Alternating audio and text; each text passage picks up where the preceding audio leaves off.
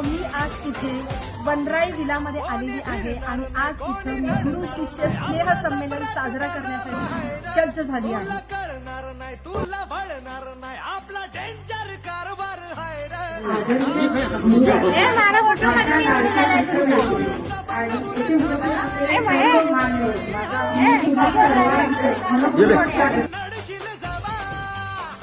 तिथं या हवा देखू जहा हाय आपलीच हवा.